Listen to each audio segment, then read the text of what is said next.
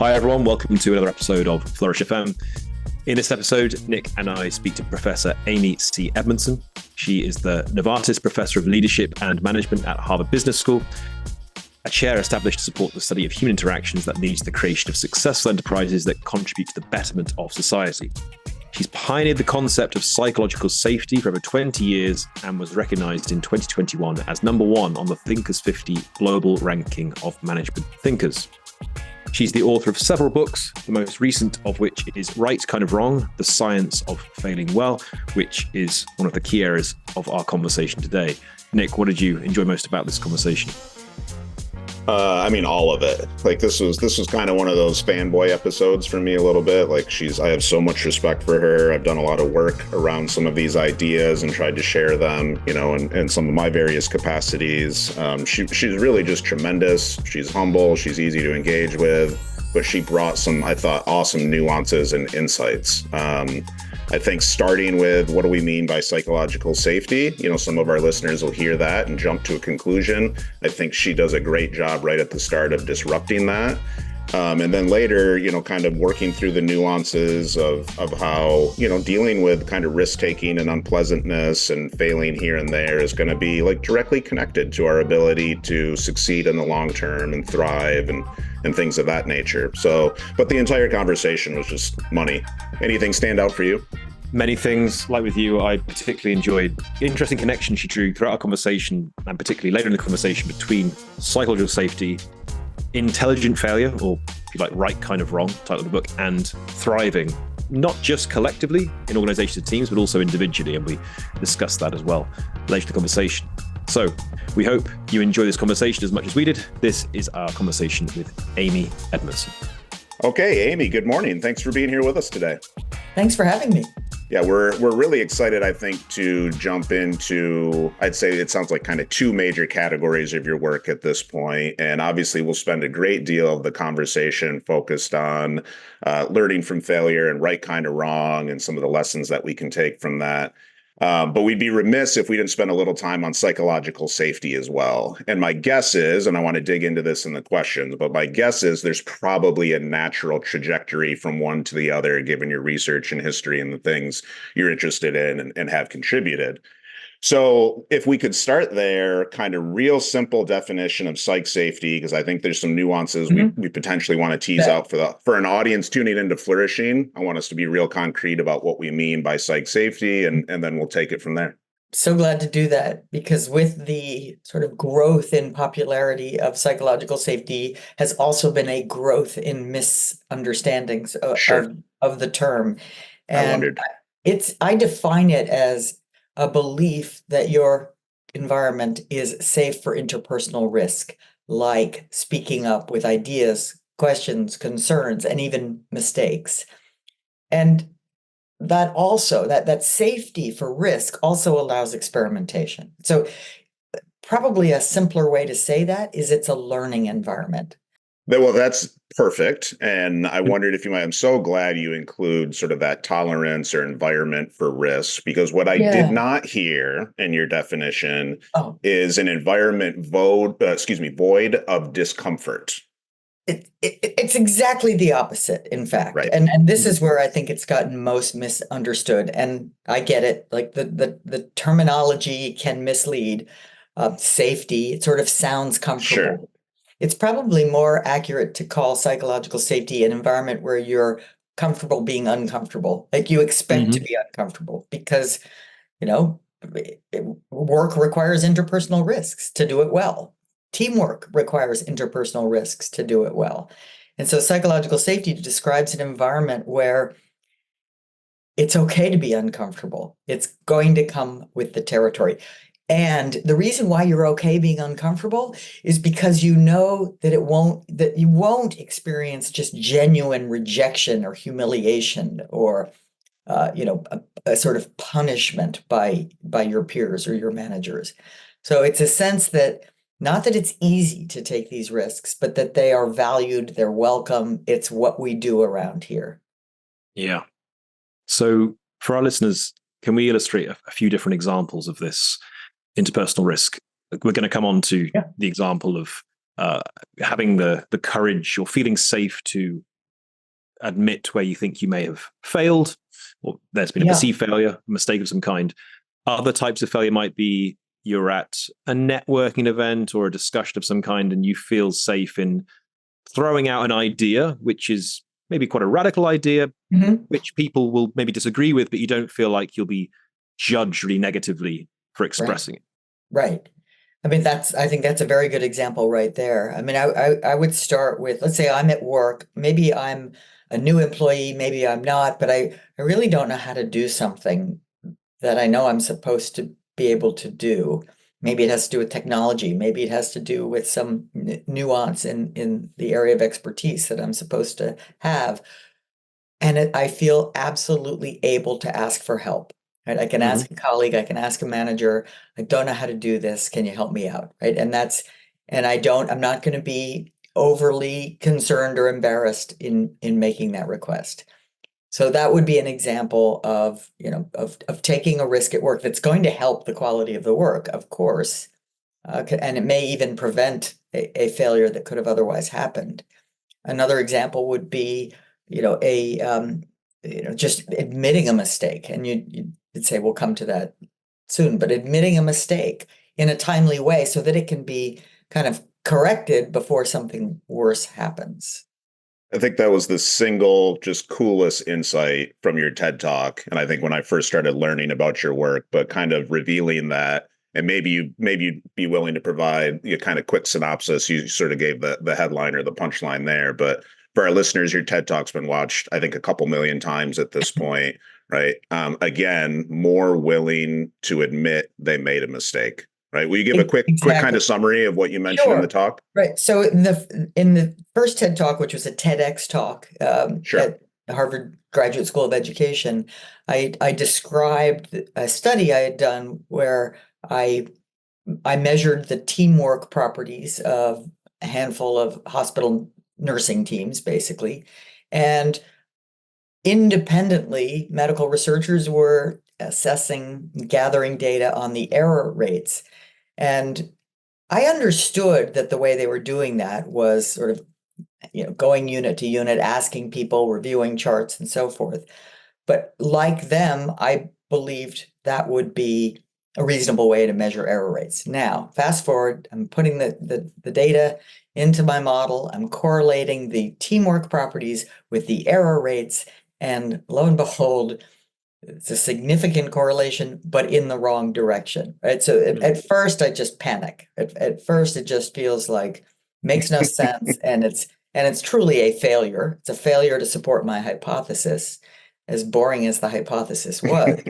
and then then I started to think more deeply about it, and it occurred to me that maybe, I didn't have the evidence yet, but maybe the better teams were more able and willing to speak up about mistakes. In other words, maybe what the dependent variable really was a reporting measure, not a measure of actual error rates, but of detected error rates. And maybe our ability to detect error rates varies based on something as soft as the interpersonal climate, which I later called psychological safety. Right. And ultimately, in that study, but more in subsequent studies, was able to show pretty conclusively that that's a good explanation, that there are these differences across teams in their comfort speaking up about sensitive issues and in their willingness to kind of not worry so much about self-protection, but be more focused on patient care, right? And just that honesty and that speed qualifies as better teamwork. It also qualifies as better professionalism if you think about it, but it's not easy to do. It's not easy to do unless you have built an environment where people know this is what we do. Well, that's my next question, right? It sounds like discomfort is potentially a part of that process, right? Or the experience, the phenomenon of psychological safety. Is it a prerequisite? Does there have to be vulnerability? Does there have to be repair? Can teams just kind of get to it without the peaks and valleys, just with the peaks? Well, are you asking whether you can sort of start out that way, or Yeah. Yeah. Yeah, I think it's probably not very often. I think we can get there quickly just by simply Okay. setting the stage. Okay, everybody, look at what's at stake.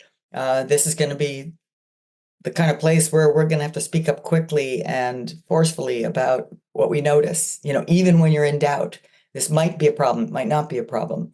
But the default, right? I think if you do no work, no preparation, the default state is it will always be easier to hold back than to speak up, right? So Mm. we think about the fundamental asymmetry here. If I am not quite sure, I think you might have made a mistake. Now I can speak up or I can remain silent. If I speak up, who gains? Well, the team, maybe the patients, it depends on what kind of work we do, but the organization, the collective stands to potentially gain. How confident am I that my speaking up will produce that gain? Not terribly, right? Because I'm not even sure I'm right, and I'm not sure you'll Sure. even listen to me, right? So my confidence isn't 100%. And when will that gain happen? Well, a little bit later. Now, what happens? What if I stay quiet? Who gains? Well, I do, right? And when? Immediately. I mean, I gain because I'm sort of safe and protected. Mm. Nothing bad Hmm. happens to me. No one ever gets fired for silence. So that's a fundamental asymmetry, where the Mm. reward for speaking up is delayed and uncertain, and the gain from silence is immediate and certain. So, of course, people are going to err on the side of holding back. And so I think in order to create an environment where that's not the case, you have to do a little stage setting. Mm. Makes a lot of sense. Explicit about the what, maybe even the how, kind of methods of interacting, those sorts of things. Yeah, and not, say things like the nature of the work we do requires us to be really candid and really quick. Hmm. And it's not easy. It'll never be easy, but we're going to support each other in doing it and make it happen. So let's assume a leader does some of that staging. Makes a lot of sense. When we talk about human flourishing, I think there's a lot of ways to defining it, but there's kind of two generally components. I think there's a performative and there's an affective. So how do we feel? How do we perform? How do we behave? Those sorts of things. We're talking a lot, I think, a bit about the affective, the feeling side. What do we tend to Mhm. see as outcomes in psychologically safe teams once they've got that environment in Yeah. place, right? How does that correlate with performance? But that's the good news. It correlates very well with performance across industry settings. And in fact, I think this got the most attention in the aftermath of a famous study at Google called Project Aristotle, where they Yep. No Project Aristotle. systematically looked at 180 teams or so and found that the best predictor of team performance was psychological safety, right? So that the teams, first of all, we learned from that study that psychological safety varied across teams, or it wouldn't be very predictive if everybody had the same level, and that it was a truly good predictor of psychological safety. But many studies in the academic literature show the same thing. In fact, a PhD student and I, a PhD student named Derek Bransby, and I wrote a review about a year and a half ago of sort of the literature to date. And there's a robust relationship between psychological safety and performance. Now, why might be that case? Well, again, it's because so much of the work that needs to be done involves uncertainty and interdependence, and we got to coordinate with each other, and we got to catch and correct things that go wrong in a timely way, and all of that is interpersonally challenging. And so we need to kind of have that climate to do it well. Now, there was another great review paper um, by Stuart Bunderson at Washington University, where he and his student Brett Sanner showed that they just did a review of the literature to date. It was maybe a decade ago, and showed that, again, robust relationship between psychological safety and performance in teams, Hmm. and the effect size, the degree to which there is a correlation between psychological safety and performance goes up as the work is more knowledge intensive, requires creativity, ingenuity, judgment to do it well. So that I thought was a very elegant finding, right? So Yeah. if you have a very routine task, the relationship between psychological safety and performance is far lower than if you have a very sort of, knowledge intensive task where our ability to share information with each other is that much more determinative of our performance. That makes good sense. Yeah. Absolutely. And you distinguish between certain levels of psychological safety. Can you talk us through different levels? Well, this is not really truly scientific. This is sort of observational. But there's clear at the very lowest level, we have an environment of fear, right? And genuine sort of anxiety. In fact, in one of my in one study, I described, the experience of teams with low psychological safety would be described as, gosh, if you make a mistake around here, you get put on trial. I was made to feel like a 2-year-old, right? That would be very, very low psychological safety. At the highest level of psychological safety, it's a sort of, a real willingness to lean in to risk and uncertainty, a kind of a confident speaking up about concerns, questions. You even often will see the people aren't taking themselves too seriously. They're sort of much more focused on the work than on themselves in a sense. In between, there's often a kind of, well, there's no obvious problems around here, right? I mean, people seem to be respectful and polite, and it's hard for them to know, and it's hard for, I think, observers to know how far under their performance or, appreciation of their environment they are, right? So no obvious problems, but no, there's real room to improve. Don't know what they don't know, not necessarily languishing, Right. but not thriving either. Right, exactly. Yeah. Not thriving. It's like it's good enough. I'm super curious. You've used the term lean in a couple of times, and over the last, I don't know, couple of years or so, I've become very interested in the term anti-fragile. And I'm curious, there's a little line of research that talks about the difference between what they call facilitative environments or unrelenting environments. You familiar with these terms or that research at all? No, but they do sound, I mean, it's not, that's why I'm raising. I'm curious to just get your reaction to it. Basically, think of 4 quadrants. Your facilitative environment is high challenge and high support. Oh, yeah. Right. Yes. Unrelenting, high challenge, very low support. Oh, that's exactly right. So that's interesting. Actually, Bob Keegan at the Ed School has a chart like that. I think it's roughly those 2 dimensions, challenge and support. And Kinsey also uses that 2 by 2, and with them, I did a study with them where we showed in that upper right-hand quadrant that psychological safety obviously was the highest, the learning behaviors were the highest, it was essentially better leadership. But I had long used a 2 by 2 that is psychological safety as the vertical axis, right? High, low. And then accountability as the horizontal axis.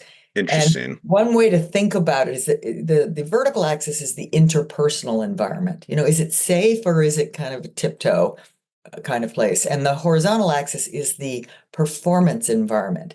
Is this a place where we both are, we believe we are expected to hit high standards, where there are, there's a kind of a genuine desire to do that. I sometimes think of this as psychological ownership, psychological safety and psychological ownership, but the performance environment, and we all know that what that feels like, a performance environment where, we are here and to do our best, we want to do our best, we want to support each other in doing our best, versus a kind of lackadaisical one. Now, exactly as you just described, the lower right-hand quadrant, I call it the anxiety zone or the interpersonal anxiety zone. This is where people are motivated and they also believe there are consequences of performance, and they're afraid to ask for help when they're in over their head, or they're afraid to disagree with the boss, right? And that I would, depending on the industry, depending on the context, can be a truly problematic and even dangerous work environment. Dangerous if there's human safety involved, even, worker safety. And you can't tell someone, put on your safety goggles or whatever it is, because we don't do that. So yes, right. And I'm always saying we got to get into that upper right, which is high challenge, high support, or high psychological safety and high performance standards. It makes me think, I'm curious, in your work, have you found, I'm not trying to put you on the spot here, but particular industries that struggle with this maybe more than others? Because I work with a lot of first responders. My head went straight to there, especially in the policing community, just an unwillingness to speak up to one another in many cases for very, in some cases, legitimate reasons and real social pressures. But just curious if you've kind of seen, some differences among industry.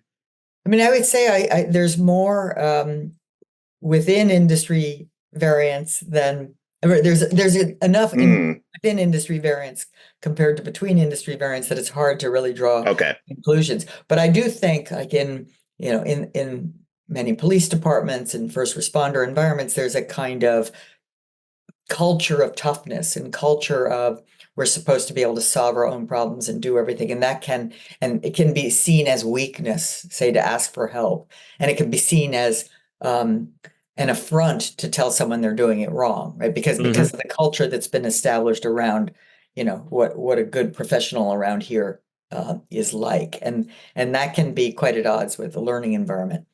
But whenever when I think about that question of industries where this is present, I think of the high reliability organization research, which essentially answers the question of how is it that so many routinely dangerous environments, operations, manage to operate safely essentially all the time. Right? What's going on there?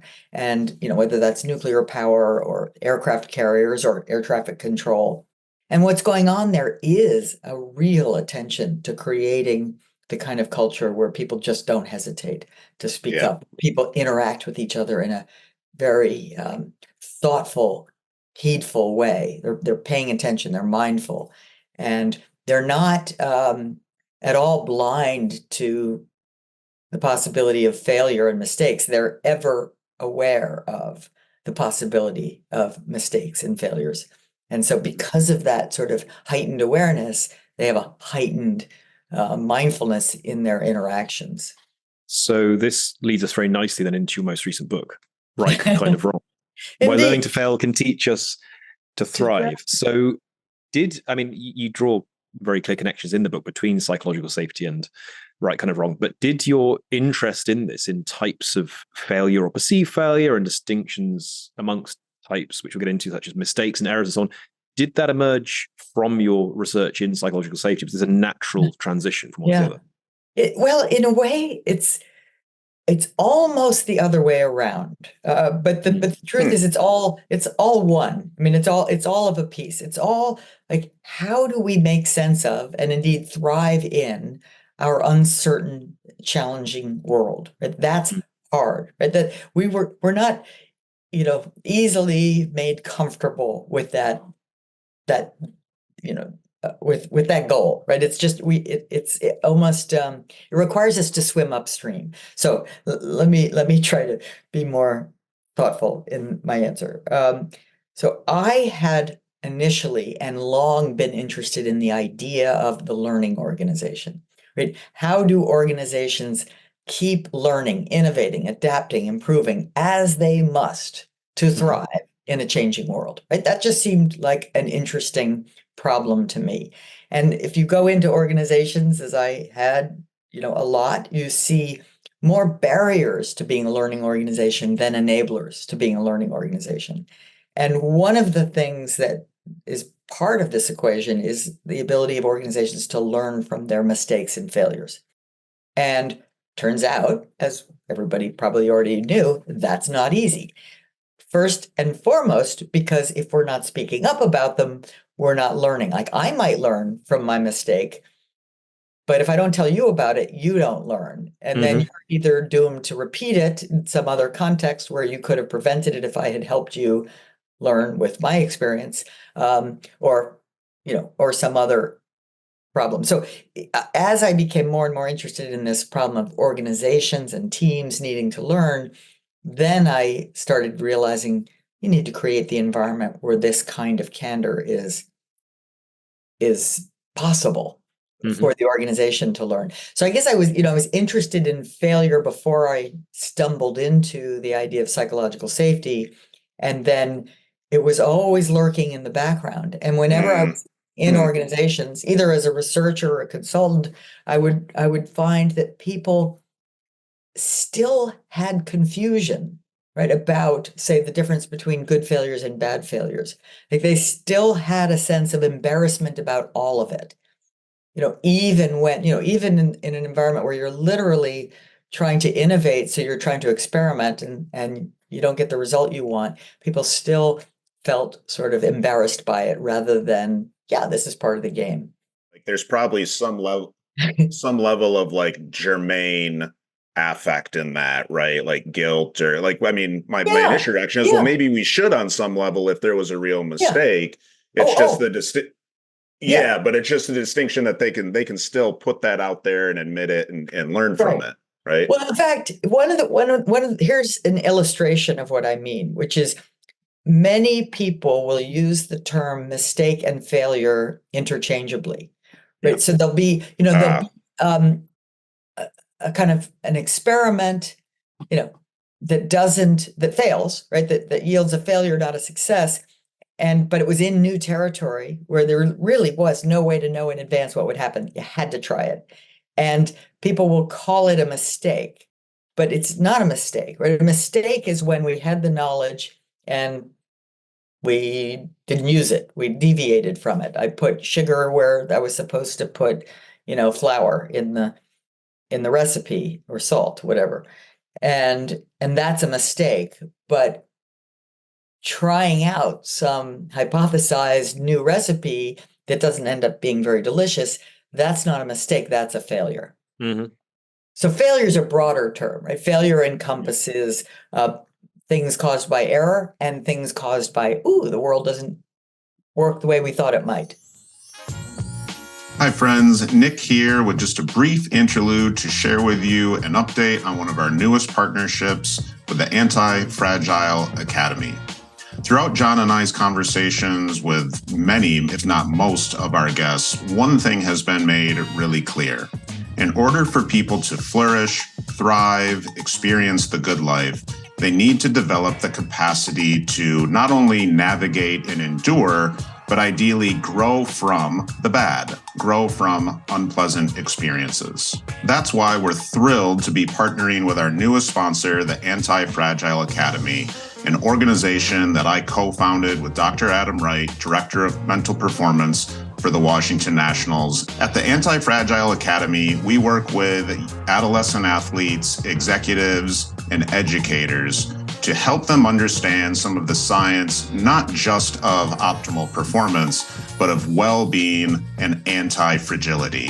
The ability not only to endure and bounce back from unpleasantness, but to actually come back stronger, to grow from it. Between Adam and I, we've worked with Fortune 100 companies, Inc. 300 executives, Division I programs, and elite professional athletes and Olympians from all over the world. To find out more about how you can leverage anti-fragility training, check out our website at theantifragileacademy.com. Let's tease apart some of these differences because you distinguish between types of failure, right? You distinguish between good and bad failures. Then there's three failure archetypes: intelligent, basic, and complex failures. Yes. There's errors, mistakes, and violations. And then there's failures that are the right kind of wrong. Right. Absolutely. So can you please describe some of these distinctions? So the one thing I'll say right off the bat is I think of errors and mistakes as synonymous. Errors is maybe a more academic word, but a mistake more of a colloquial word, but they both refer to deviations from a known practice or protocol. And we're doing something wrong that we could have done right because there was knowledge for doing it. A violation is a deliberate deviation from a known practice, right? I'm doing it on purpose to cause harm or to, just because I don't feel like doing it right. And so that's a mistake is always unintentional. It's not because otherwise it would be a violation or an experiment. But when I make a mistake, which I do routinely, I didn't mean to. I didn't mean to make that mistake. And okay, so that's mistakes and violations and errors. Now, the three archetypes of failure that I have sort of discovered that things really fall nicely into these categories over many years of looking at things that go wrong are basic failures, which are single cause failures and generally human error. There was knowledge about how to get the result we want, but we made a mistake and left the kid in the taxi. I don't know. That's one story in the book. And those are bad, right? In fact, I have a whole chapter devoted to, the best practices that we know that have been sort of accumulated by many, many people over many, many decades for organizations and people in our lives preventing basic failures, right? When we really are mindful, when we use checklists, when we pay attention to the knowledge we have, ask people for help when we're in over our head, etc., we can do a pretty darn good job of preventing the basic failures in our organizations. The complex failures are multi-causal. They are the perfect storms. They're the failures that are caused by a handful of factors coming together in just the wrong way, where any one of those factors on its own would not have led to the failure. It's the combination, and those are they're numerous in our lives, and they happen because sometimes it's just we're doing everything sort of.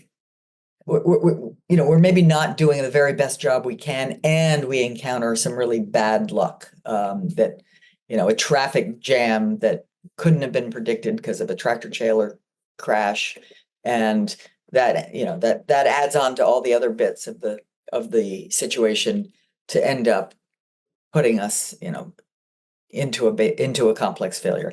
You know what my head went to for listeners? We're in mid-February. I went to the Super Bowl just this past weekend, and what a good example that would be of where just there were call it luck, call it things. That they all kind of accumulated and created that.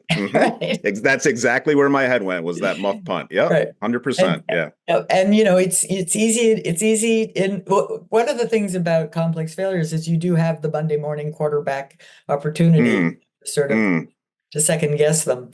But many really catastrophic accidents and environmental spills and so on in history, recent and not so recent, qualify as complex failures. It's not sort of one person doing one stupid thing that leads to them. It's a handful of factors coming together and leading to a sort of problematic failure. And again, these aren't the good kind, obviously.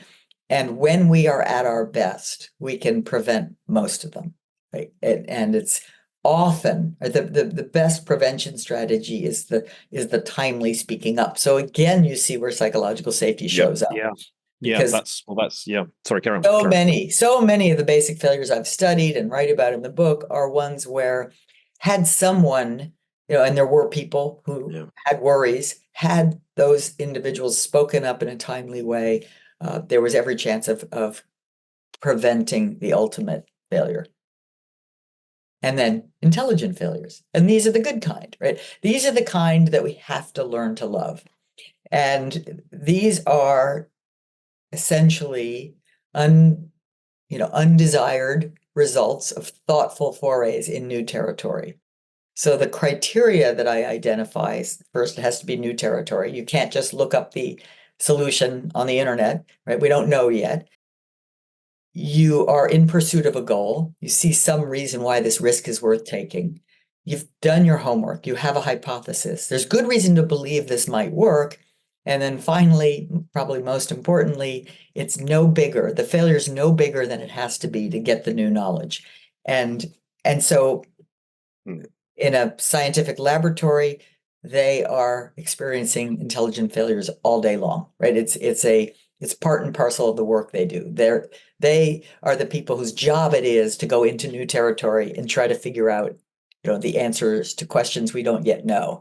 And because that's their job, they will often have to experience failure if they're on the leading edge of, of any field. But people in innovation departments in companies also should be experiencing a healthy portion of failures, or they're not really innovating. You're not on the edge. They're not on the edge, right? Yeah. So and if you're an innovator, you want to be an innovator, in order to be flourishing, you're going to also have to be failing. And that sounds like, okay, well, then it's fun for them. Well, it isn't. It turns out they don't like failing either, right? But they understand, they do it because they understand it's actually part of the job description. If you are an innovator, a creator, to be flourishing, you have to be failing. So yeah, it sounds like we've got the connection, it seems, then in your work between psychological safety, intelligent failure, failing the right way, right kind of wrong, and flourishing or thriving.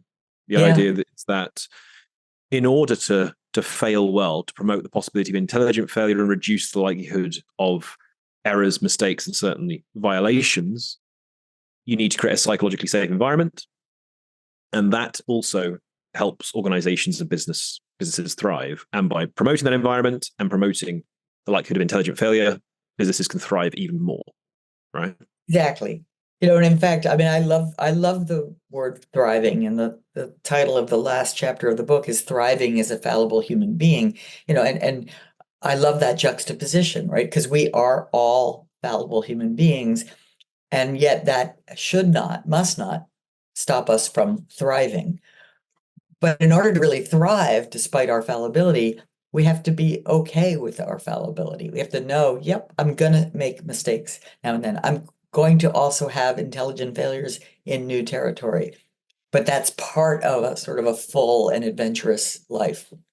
I'm really interested how this manifests in what I'm going to loosely call really high performing environments and really high performing teams. My general experience with those individuals is they are often perfectionists, sometimes maladaptive to a point. And I'm just curious, how a phenomenon like perfectionism interacts with an idea like cultivating psychological safety. It interacts very well indeed. I mean, perfectionism is, I think, the enemy of thriving, because it's basically saying, oh, no, I can't be a fallible human being. I have to be a perfect human being. I have to do everything perfectly, which, first of all, isn't possible. And second of all, is going to naturally lead you to hide your imperfections, and then to absolutely scale back your ambitions, right? Because you're going to want to only do the kinds of things that you can do well, which limits your scope. And so it sort of, it makes your experience smaller, and I think lonelier, because how do we really connect with another human being if we can't sort of be vulnerable and can't be upfront about our anxieties and weaknesses and concerns?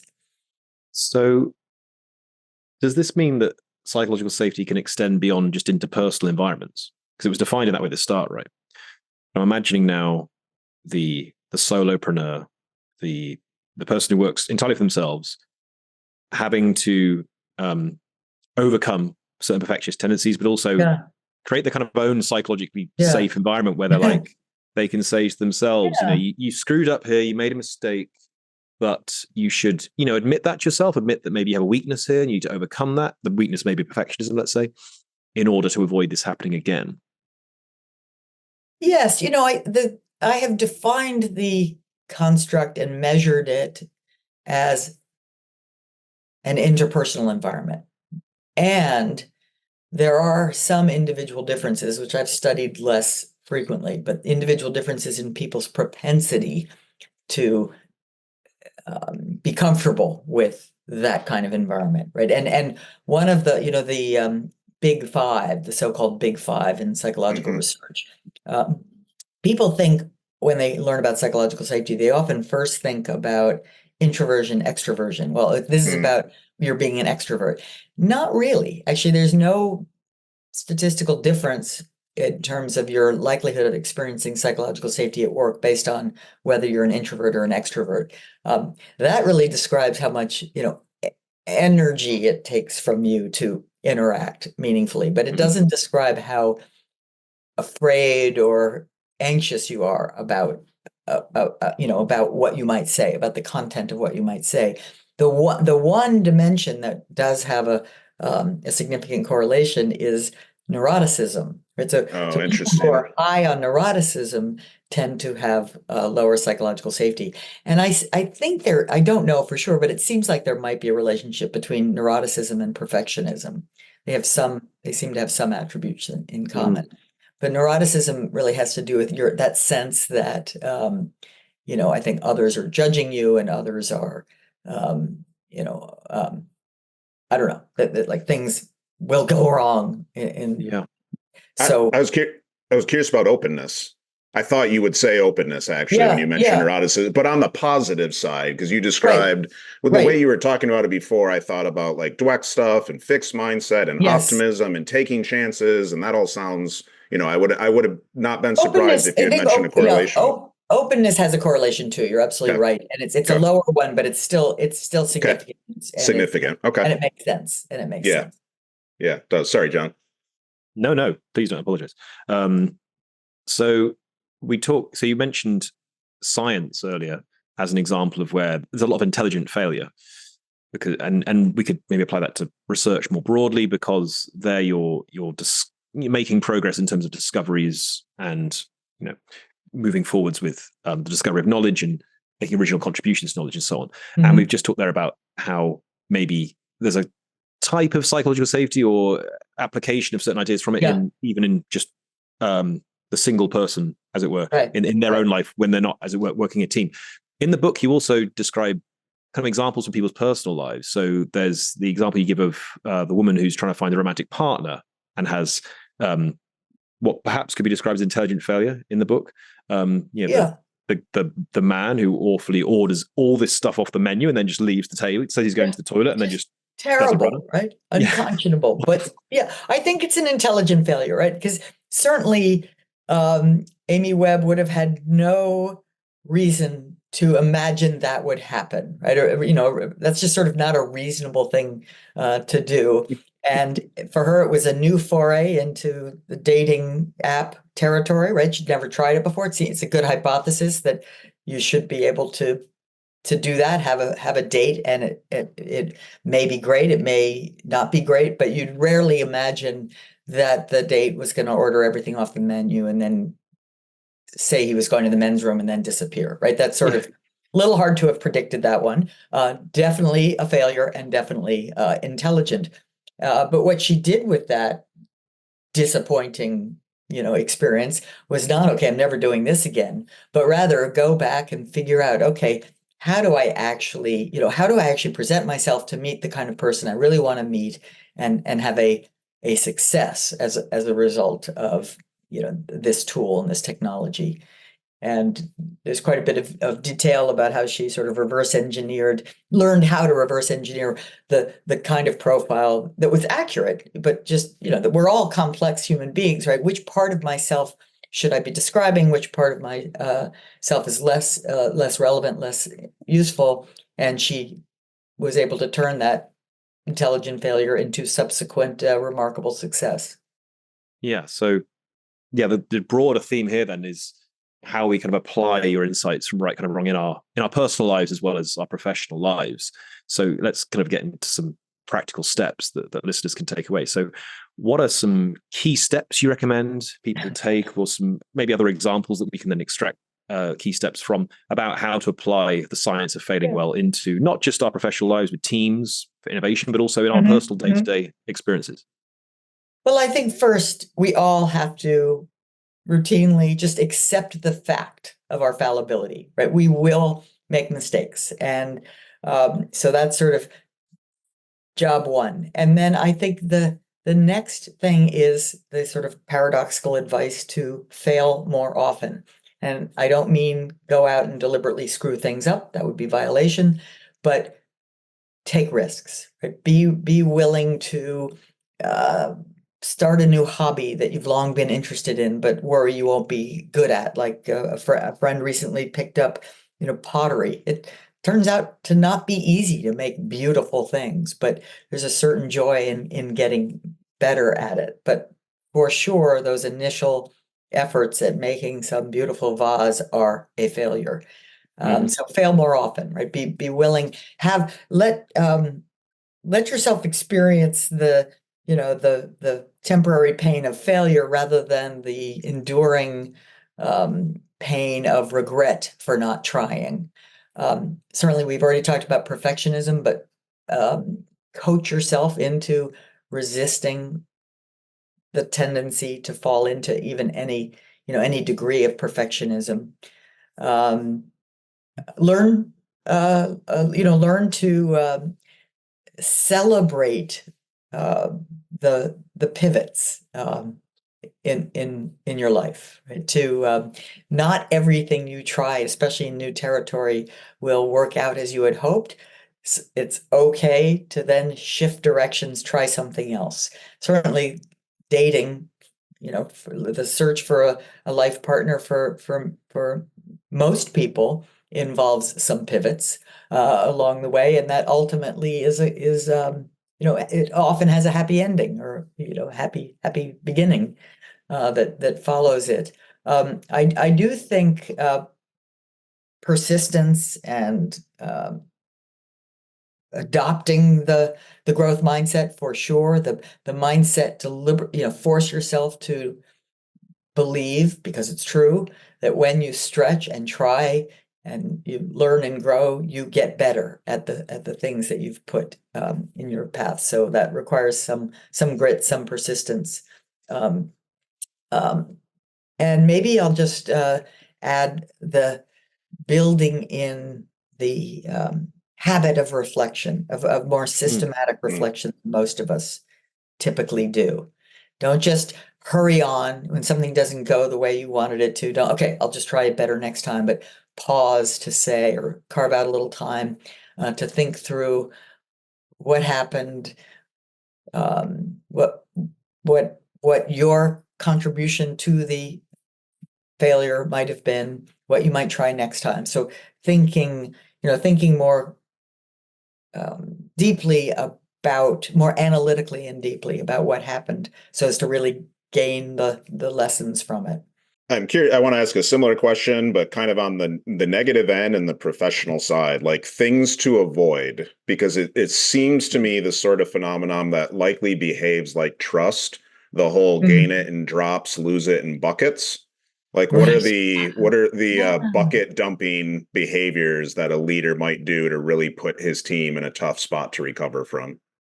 His or her team, excuse me. Well, I mean, I think this is obvious, but an overly fast and negative emotional reaction to a disappointment, failure, it's so human, almost an instinct, to get angry, to say something like, how the heck did that happen? Rather than breathe and then say, thank you so much for bringing it to my attention, right? And then, what next, right? So I think our instinctive reaction to failures as leaders is generally not productive and can create, as you say, in a long shadow that is hard to dig back out of. That's a mixed metaphor for sure. But it's really important. I think leadership is hard, right? Leadership is, I think leadership is all about resisting the impulse and instead taking the moment to think, what would be helpful here? Because leadership is always about the future. It's always about, what do I need to do now so that we can be flourishing in the future, so that we can have excellent performance and affect in the future. And most of the time, your instincts, especially in the aftermath of something going wrong, will not be helpful. Really sounds like there's an undercurrent of a required mindful awareness and attention. Yes, yes. I mean, it's really internalizing the idea that leadership is about others, about the future, right? So you're always oriented to, I think, toward that service Hmm. of the collective. You're trying to serve the collective, whether that's customers or patients or the team, but it's not about you. Hmm. So we also want to think about here what would be an example of a good and a bad culture in relation to these questions. In Silicon Valley, failure is, really celebrated, right? Like fail Yeah, cons, at San least they like Francisco to sort of think thing. so, right? So you Yeah, criticize this in the I, book, right, as yeah, not a good look, example. I do not criticize the sort of the celebration of intelligent failures. What Hmm. I criticize is the lack of specificity. The idea that, yeah, failure parties fail fast, fail often. I think they intuitively understand that that is for new territory, not for sort of doing stupid things that were easy to predict in advance would fail if you took 5 minutes to do your homework, right? So, but the rhetoric is often unspecific or not nuanced, and to me, context is everything. In fact, if there's one thing I really want people to take away from the book is first size up the context. Where are you? And how, and that fundamentally, that's what are the stakes, both economic, reputational, human safety, high, low, and how much uncertainty is there, right? Is this really known territory? Let's roll up our sleeves and do what we know how to do beautifully, vigilantly, or is this kind of, gosh, no one's ever been here before. What can we learn and how quickly can we learn it?